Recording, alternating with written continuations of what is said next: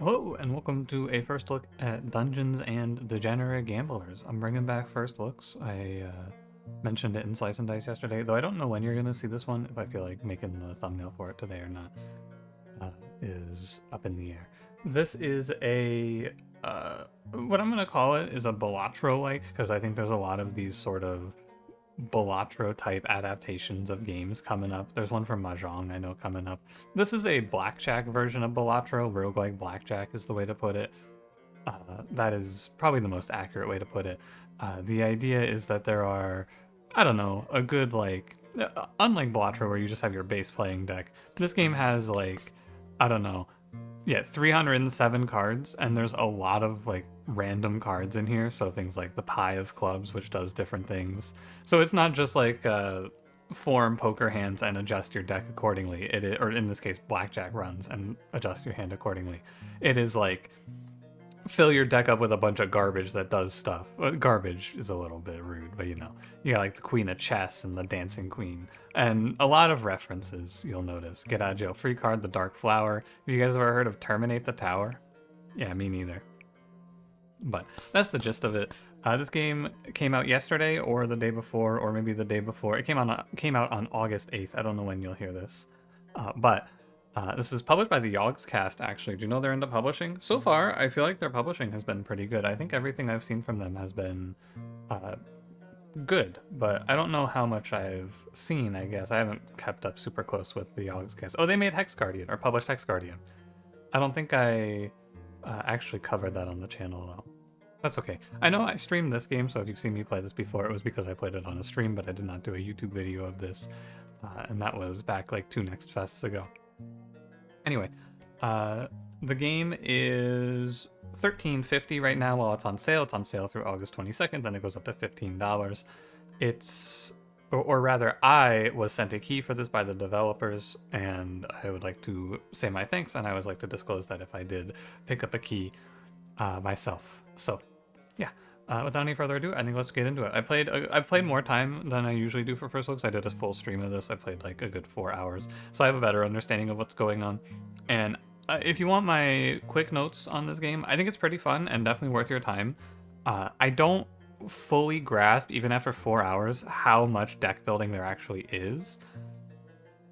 And you'll see it as we get into it. But basically, you start with a deck of like ace through king, right? Of one suit. So that's, I think, 11. No, it's like 13 cards, right?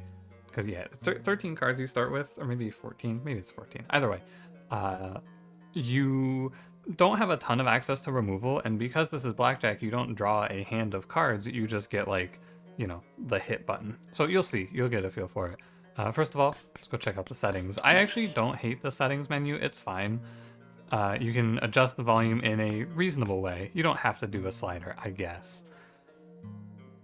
Increasing animation speed, I think, is something that I'm very happy in these games. Once you get better at the game, you can just kind of blaze through. The ability to turn off the glitch intensity is very nice. There are glitched cards, which you'll see in a second, and they have a real, like, jarring animation on them, I guess is the way to put it. And you can turn off smoking or on, which is pretty funny. And they have an unlock all button, which I am, you know, ecstatic about. But there's a lot of cards, so I didn't press unlock all right away. I think that there's a ton to this game, and I actually feel like in a game like this, part of the fun is just progressing. So let's hop into it. Let's get a new game running. There are 18 starting decks. This is the glitched card, by the way. This has the, when it's not on, here I'll go back. I guess not, actually I won't go back. When you turn on the glitch intensity, this has like a little screen effect which you can turn off. But I have 5 decks unlocked: the hearts, clubs, spades, diamonds, and nothings. So each of the suits do something different. Hearts is healing, clubs is damage, spades is shield, and diamonds is money, which are called chips in this game. And then nothing is nothing. For this one, I'm going to play hearts because I think they're the easiest. And you see you get 14. There's a 5-part ascension system, and I originally was concerned that you had to do each ascension unlock individually. I was wrong. It is not per deck, but I'll just play it safe for this. Play it simple so you can see how it goes. So the game conceptually is very simple. You and your opponent pull up and you play blackjack. And if you're not familiar with blackjack, the goal of blackjack is to reach a 21 without going over. And you can either hit to draw a card, like here I drew the 8, my opponent drew the 7, or you can stand to end your turn, because if you go over 21, then you get a 0 for the round. Obviously, the cards have values. Aces are 1s or 11s, then 2, 3, 4, 5, 6, 7, 8, 9, 10 are all their numbers, and then face cards are also all 10s. So the easiest way to get a blackjack, of course, is ace plus 10, but, you know, this game is a lot of nonsense. So sometimes the easiest way to get a blackjack is to not get a blackjack and play 30 copies of Claw. You'll also know, because the enemy is an AI, they will always stand on a certain number. So if this guy reaches a 17, he will stand. So like I'm at a 13 here. I know my guy's going to stand here on an 18, and I am probably just going to stand because there's a roughly 50% chance that I just bust. I'd rather take a 5 here because it's the damage equal to the difference of your scores. So if I stand and he stands, he does 5 damage to me because he pulled 18, I pulled 13. And that's it, conceptually. Beyond this, oh nice, a 21.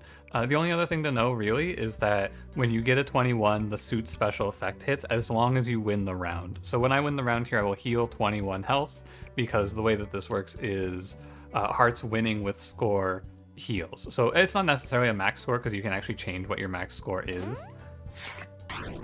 But the idea is you hit a max score and then win the round. So if they also hit a 21, you don't get to win the round.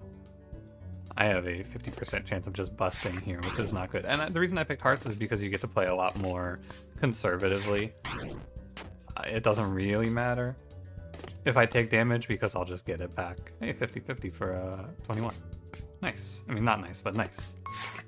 He actually pulled a 6. It's unlucky. Now, if you want to, in this game gives you all of the information. You can't see what the order is, but you can look at their deck to see what they have left, and you can look at your deck to see what you have left as well, as I've been doing. Finally, he busted. I've been getting my ass beat by the bartender. First fight, 5 HP. He has been crushing me.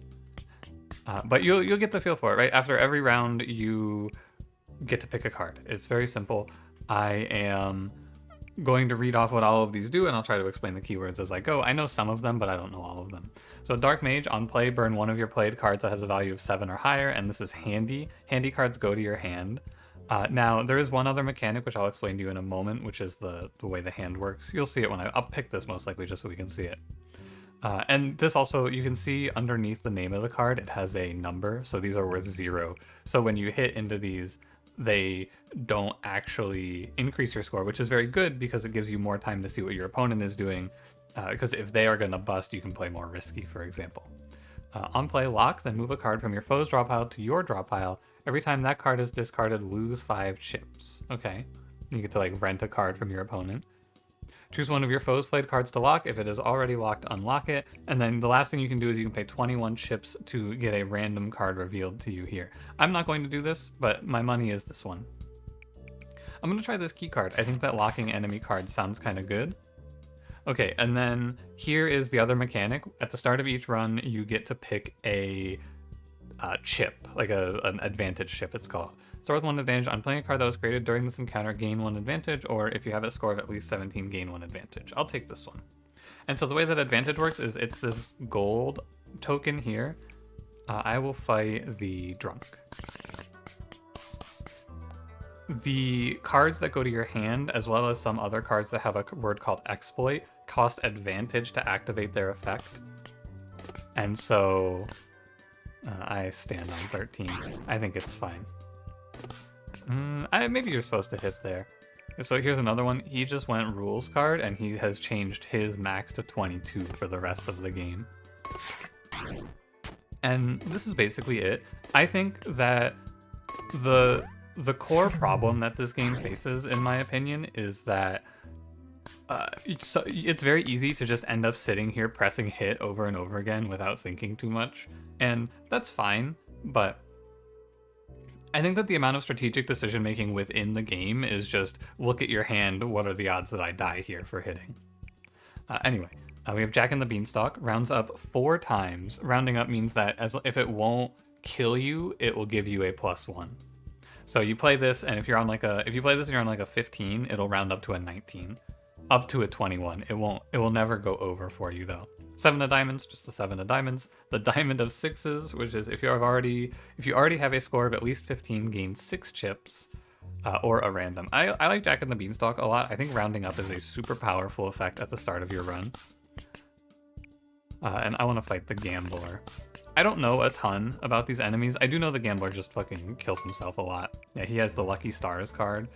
He gets to pick 1, 2, or 3 1, 2, or 3 numbers and gets a random number from 1 to 9, and gets that added to his total. So there he took 1 number and got a 5, for example. On 14, I think we stand. The game goes pretty long, and so here this Jack and the Beanstalk will round up.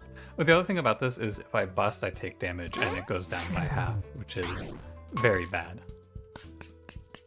But, oh hey, it's Geralt of Rivia. Sorry, Geralt from Riviera. The 21 of spades is interesting. I think that there's cool stuff you can do where you try to like make your deck super small, but this game does have a lot of hard counters, I think, to that. Enemies can just steal your shit, and then if they take your 1 card, it's over. I like Geralt from Riviera a lot. Burn one of your foe's played cards, so you just get to pick a card and burn it, which is the same as exhausting it. It seems very good to just... Some enemies are pivotal around like one specific card, so if you kill it, it's good. We can take a fight here against the Bard, or we can go to the Counterfeiter. The Counterfeiter will duplicate a card for us, I'm pretty sure, and also give... last time I took it, it was like, it either increases or decreases the value of one of your cards, or duplicates a card. But it also comes with a downside, and I'd rather just take fights to make money. And here is the Bard from The Witcher. Oh, he's just fucked. Hold that 21 for me, buddy. I think that... Oh, my 4. He has Geralt from Riviera. The heck? Well, Jack and the Beanstalk gives me a 21. And then the spades give me shield, which is just, you know... It's... I didn't even bother explaining it because it is self-explanatory. Yeah, locking this guy's Jack is whatever. And for me right now, and I think for you if you pick up this game, it's very good to just kind of ignore what the enemy is doing unless it does something really negative to you. I have had a much easier time... did he stand? I don't think he stood. He hasn't taken his turn to stand yet, which means... Because if he had stood and I burned that, he would stand on a 19 there, and then I would just get to burn his 10. And he would just be stuck on 10, because you can't go again after you stand. But it's okay. Oh my god. Yeah, blocking his Jack is actually a little dire. That's okay, though. I have the shield. But there's a lot of mechanics in this game that I think are fairly self-explanatory. Like, do you really need me to come in here and tell you what a shield does? What the hell? Wait, why do you do that? So, sometimes I also think the AI just makes strange choices. So this card is the Joker. Copy the value and suit of one of your discarded cards, right? He has a Jack and a 3 sitting here, which is 13. And then he just copies this 10. And I think that maybe the game just doesn't recognize that this 10 is locked, and it sees I drew a 3, I should take a 10 here to go up to a higher number. But I'm not 100% sure. I've just seen them do weird stuff like that a lot. Negative 8 of hearts is a negative 8 of hearts. The 4 of spades is a 4 of spades, and then another Jack and the Beanstalk. I have chips, so I'm going to see a 4th card here.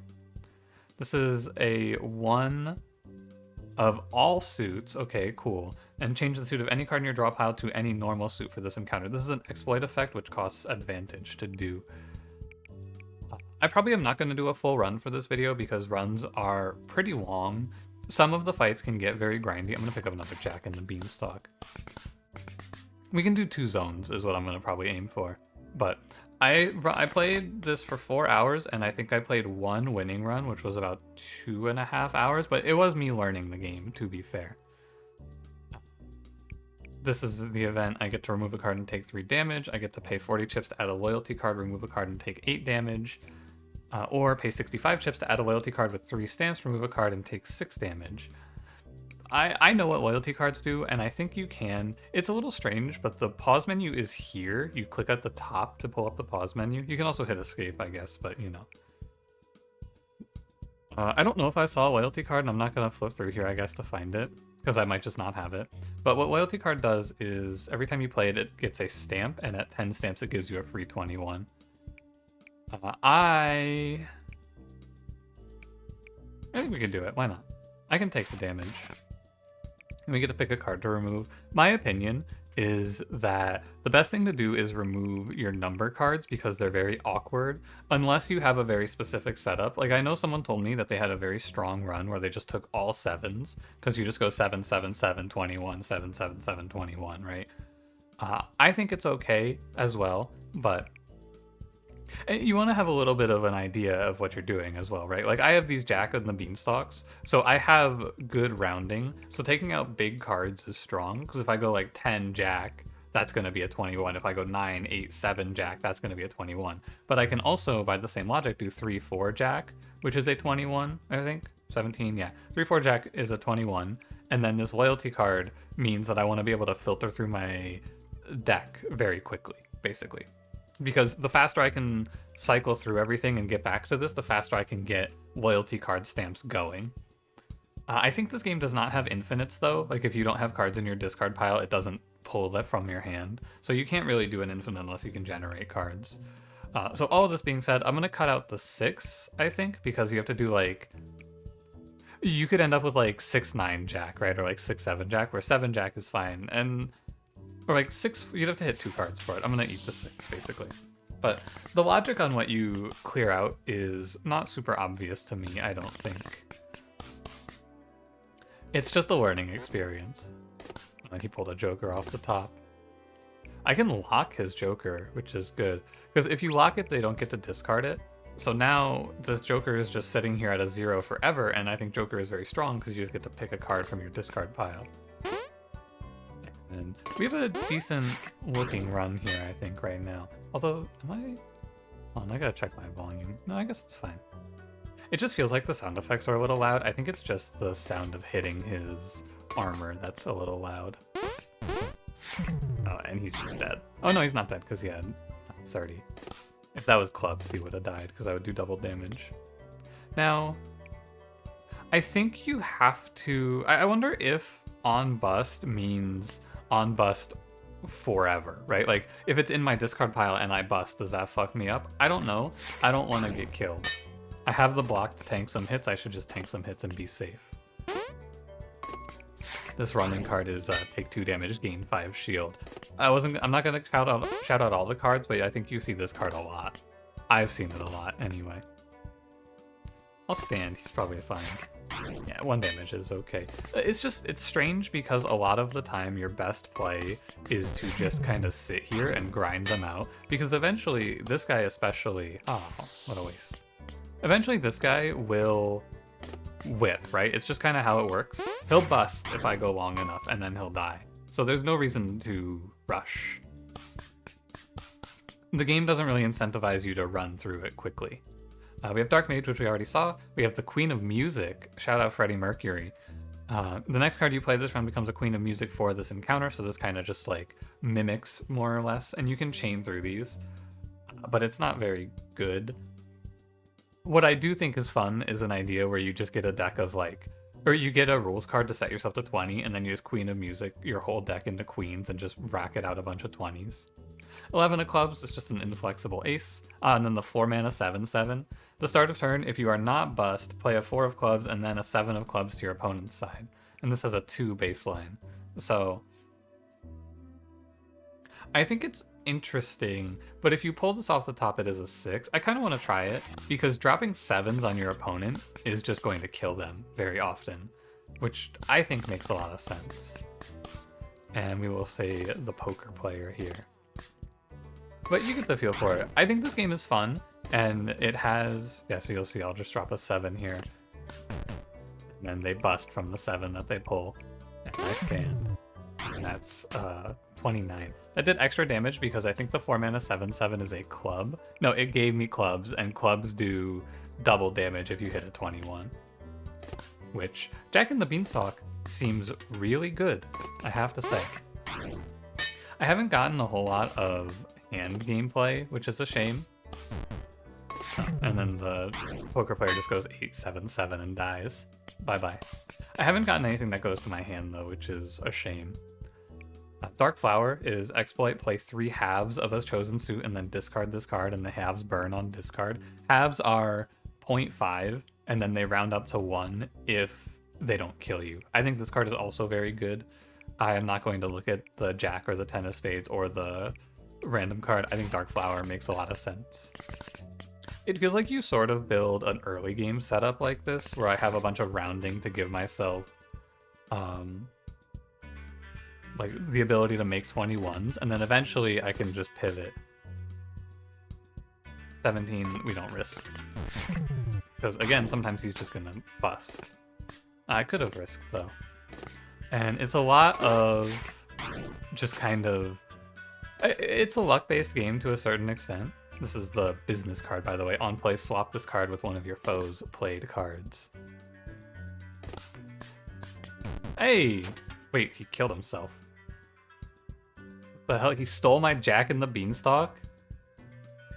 Oh, but then it bust and he took 5 damage, and then it went down to a 5, and then he unbust, and now this rounds up to a 21. Never mind, and then I just drop a 4-mana 7/7 on his head.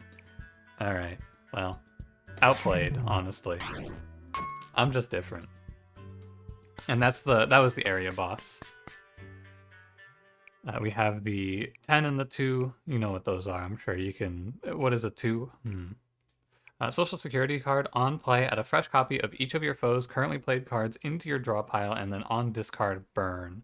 I'll take a look at the final card. Queen of Music. I'll take this one so that we can see what hand effects are. Oh, and then we get a Fortune Teller. I think this is the end of the first act. You just get to look at these 3 tarot cards and pick one. The tarot cards do different things if they're flipped upside down, which is fun. Burn all other currently played cards, then stand. That's horrific. That seems real bad. On play, lock at the start of the next round, burn this card, and force foe to stand. That seems good. And then the world card. I originally thought the world card was really fun. So there's upside down and normal world. The normal world is a random regular tarot card to your draw pile. I had 2 of these. So they sit there, basically they lock, and then every turn they give you a random tarot card. It's sort of like a creative AI from Slay the Spire. I played 2 of these, and I was like, oh, sick. Look at all this value I'm generating. I'm getting all of these effects. One of the tarot cards is the Fool, which just swaps everything you have with everything your opponent has. And then I just handed him my double world value engine and got obliterated. It was extremely sad. Now there's 2 paths. Each path is unique with enemies on it. I'll go to the basement so we can see my favorite enemy, Giant Rat. Here he is. Unironically, the most horrifying guy in the game. He's so funny because he just, once you stand, he just sits there and does like an infinite combo on your ass. Watch this guy cook me. Never mind, he just went 4-5-4-4. My apologies. And watch him play his turn. That wasn't even that bad. So the reason that the rat takes so long is because he has these cue cards. Move any played or discarded cards to the bottom of your draw pile. So he just sits there sometimes and shuffles cue cards over and over again for fun. And now here's our hand. So at any point on my turn, I can play this for 1 advantage. This is the smoking, by the way. I love smoking. We're so back. 1960, hit me up. Smoking is back, baby. So at any time on my turn, I can play this and take all of his cards over to mine. It doesn't steal them. A fresh copy means that I'm just getting a copy of his cards. I'm not taking my own. This dude really went 5-8-8. He's just different. I don't know. I think 4-mana 7/7 should crush him though. Yeah, he just busts. Unfortunately, I cannot hit there because I will be killed. They'll kill me in the marketplace of ideas. I'll just pull a Jack and die. Yeah, look at him go. And it's so fucked up because of the way that his deck works. I'm pretty sure he just always hits high very easily. I kind of want to steal his cue cards here because I need to lock. So I'm going to play the social security card. Give me the cue cards. And I'll Dark Flower. These are all the halves. I'm just going to take half of heart. It doesn't matter which one. And I'll just stand on a 16. But because he's just a bunch of 1s, he never busts. I guess I can chariot through him, though.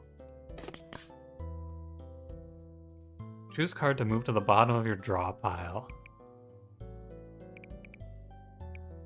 I wish... I can't... Can I see what's in my draw pile? Ooh, I can. Okay. I have a 4, a 5, a 7, my key card, my loyalty card, and another Q card. And I think this is where the game really shines, where you get to start doing strategizing like this. I have a 12, but this is an ace. So if I go 4, 5, 7, this is basically a 2. So that's 9. This is 18. So I could cycle all of this, and I could give myself a guaranteed 21, if I'm not mistaken, by giving myself this 2 of hearts.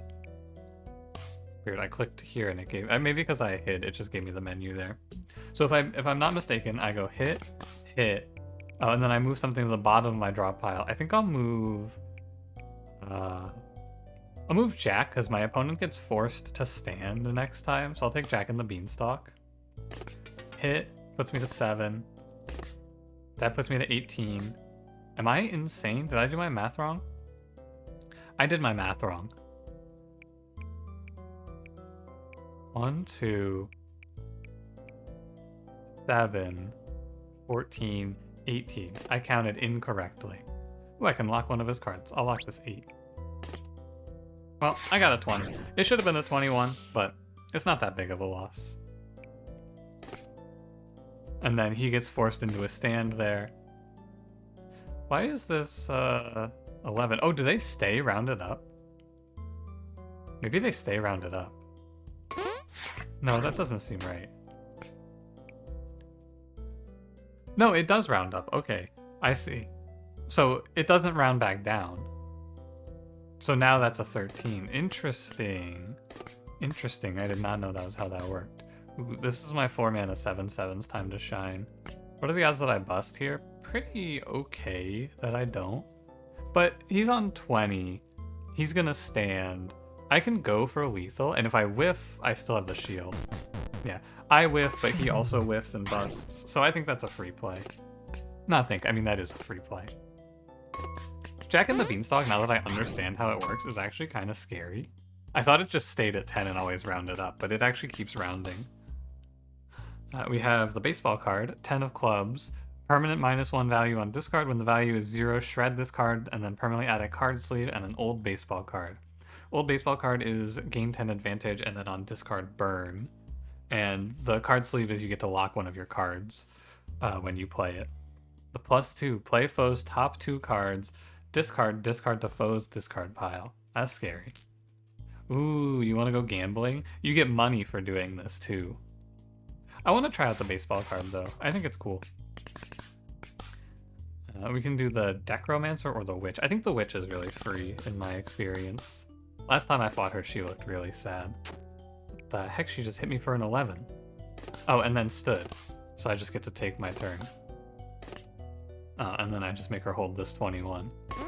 Hey, thanks for the freebie. Is she just a bunch of tarot cards? No, she's a bunch of green cards and then radiation detector. Green cards move one of your played or discarded cards to the top of your foe's draw pile. The problem with it is that it's a 13, which is really ugly. She is going to bust, and I'm just going to lock this 13. How does she play the game now? What do? I just stand. With a locked 13, half of her deck just instantly busts her. Oh, she just has to stand on 13. She can't play any more cards. Oh, never mind. Geralt has come in and burned her. A little bit of an anti-synergy there. I have ace 2, 3, so I can just hit. Sure. 19 damage. A little bit of a shame that it works out like that, but also she just stands on 13, so L. I don't really understand the Witch. She just, after fighting the rat, the Witch seems so goofy. Alright, give me another Geralt. I don't care about the key anti-synergy. I think it's really good to be able to try it. Let's go to the crypto bro. Got a line on a coin that's about to moon. Trust me, are you in? So we buy a chip coin, and then we have to sell before it crashes. Last time I did this, I went, it's gonna come back. It did not come back. It's gonna come back. It's gonna come back. It's gonna, don't, look. It's gonna come back. It's gonna come back, guys.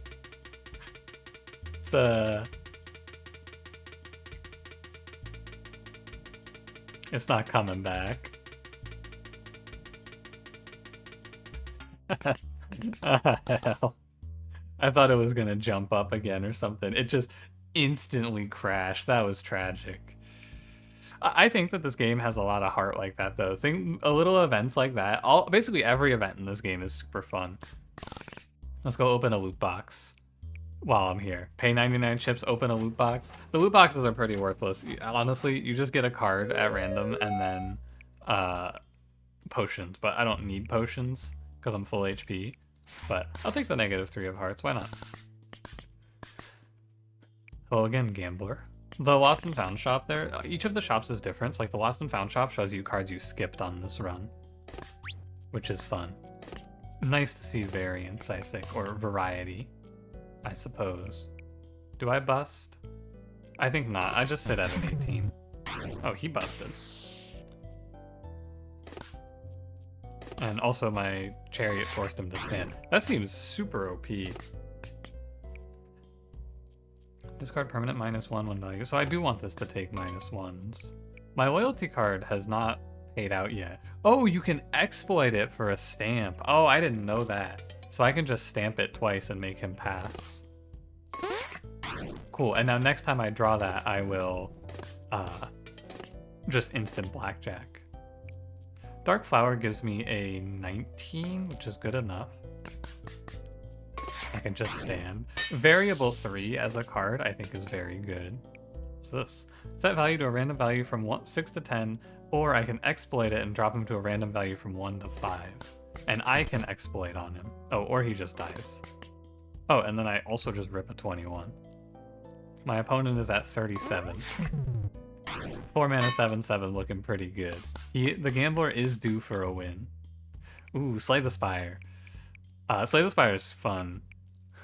And it's also a pretty good card in this game. I will pick it. It's also just a good one to see. What's the trade offer? Well, you've got some of the cards I'm looking for. Do you want to trade? So you can take my 4 mana 7/7 for the birthday card. On play, permanently rounds up. On stand, add 5x booster pack to your hand if value is at least 21. On discard burnt, so 5 booster packs. Okay. 5, and on play, add 5 random cards to your hand. One of them will be foil on discard burn. That seems super fun. I can trade my Jack of Hearts for a Charred Lizard. Choose to keep in play or sell to foes discard for 10 chips. So I can get 10 chips from my opponent and give them the Charred Lizard. Or I can go 2 of Hearts for Transit card. Exploit, move any card from your draw pile to your foe's draw pile, then discard this card. Sure, I think that's okay. I'll take that trade. If he didn't want to take my 4 mana 7/7, I would not be opposed to birthday card because that sounds cool. And now I have to fight the guy that I just traded cards with. What the heck? That's kind of cool. Oh my god, he's just full of Charred Lizards. What the hell? Oh, and he just locked his baseball card? Oh, so it's just a permanent 10. Okay, now if he sells that to me, I think he does actually rob me, but it doesn't matter because if he gains chips, I get them back at the end. So the only thing you can really do with chips is like... should burn his 2 so that he stays busted. In my understanding, the only thing you can do with chips when you steal them from the enemy is there's sometimes effects you get for running your enemy out of chips. But like, there's a decent amount of build variety from what I can tell. Not that I'm too far in. Stand on 14, just eat the 5, it's fine. Yeah, so here's Slay the Spire. Have you heard of this game? So you get to pick 1 of 4 cards when you take this and it plays it. Break limits doubles the value of a played card for this encounter. Sweep the Leg sets my foe's max score to 20 and mine to 22. Claw deals 3 damage on play and then increases all... Scratch deals 3 damage on play and then increases all scratches by 2. And then Expulsion makes you deal and take 2 more damage. Or 2x damage, I mean. I'm gonna play Scratch and just hit him for the 3. I didn't know he had a 21 of hearts. I'm gonna kill him now. He's just dead. Goodbye, collector. Cool that you get to fight him if you trade cards. I am probably just gonna click on Dark Flower. Hey, it's Jimbo. You can play a max of 5 cards on stand, gain 4 chips for each of your played cards. I wonder how that interacts with things like Dark Flower. Can you just like infinite money gen? I don't know. I'm gonna go Dark Flower here. And now we get to fight the final boss, Alucard. This guy is actually the guy that I want to have Geralt for, because his whole game mechanic is he just sits here and chain heals off of this blood donor card. It locks, and then if he plays a heart, he heals for it. And I can just instant kill it, and then he loses all his healing, more or less. And then he claws me. He has something to do with healing, I think, in there. Maybe not. It is good. Also, he has an ace through 13 and a 21. I think you have to play safe and not die. And then... like, I really think you have to play safe. I don't think you're allowed to just press hit. Oh, Geralt. Especially with Double Jack and the Beanstalks, if I whiff and just fuck those up, it's really tough. Oh, he's busted. And I can Dark Flower. I don't really need to heal. I think I want to go for extra damage, which is the half of clubs. Oh my god, that counts as a turn. My 4-mana 7/7 just killed me. What a shame. I didn't think about it, but it makes sense. It does count as a turn. That's okay. I'm just going to rip... move any card from your draw pile to your foe's draw pile, then discard this card. Can I see what's in here? No. And then I can just transit. Oh my god, he's going to heal. Because he hits a 21. He just heals all of his health. I'll hit again. Chariot lets me take his turn. Next turn. And this is fine, because now I can transit and this gets discarded, I think, and I'm at a 20. So this is going to give him whatever I click on here. I think I send him something like a 8 of Hearts, because that's an awkward card. And then I can stand, and I'll just take my 1. Now he gets forced instantly to stand. I have... ooh, god, I have nothing. I think I'll take the risk, because it's like... what, there's 5... 1, 2, 3, 4... there's 5 good hits and 2 death hits. Okay, now it's scary. I'll do it again. I'm just trying to get damage in, but I guess it was maybe not worth it. That's okay. 16 damage is 16 damage. -3, I could have done it.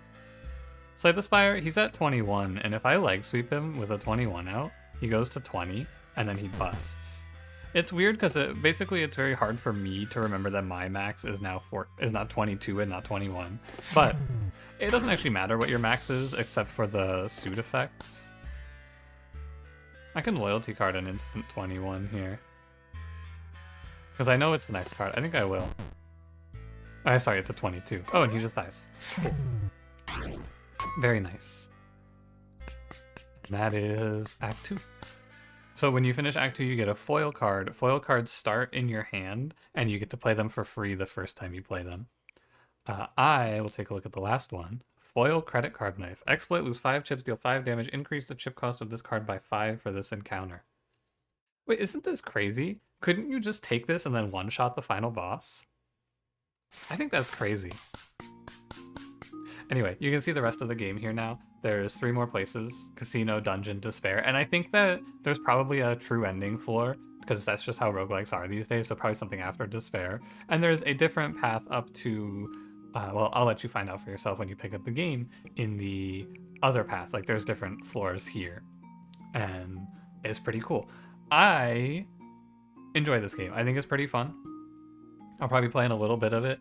These first looks are going to act as, like, if you liked watching this, let me know, and I will consider just running a little mini-series on this for a while. Because I have fun, and I think it's an interesting game to play. But I don't know if it's something that you guys want to see. So I also like to play these games just to show them off, because they're cool, and I like to use my platform like that sometimes when I'm feeling motivated. Anyway, that's going to do it for me. My official recommendation is that you should probably check this game out. I think it's fun. Yeah, that's about it. Is there a demo? I don't think there's a demo anymore. Maybe there is. I should check. There is not a demo. There was a demo a few Next Fests ago, but it looks like it is gone. Anyway, I think that'll do it. Thank you for watching, and again, thank you to the developers and publishers for sending me a key to check out the game. If you enjoyed, don't forget to leave me a like, subscribe if you want to see more, and I will see you in the next one. Have a good one.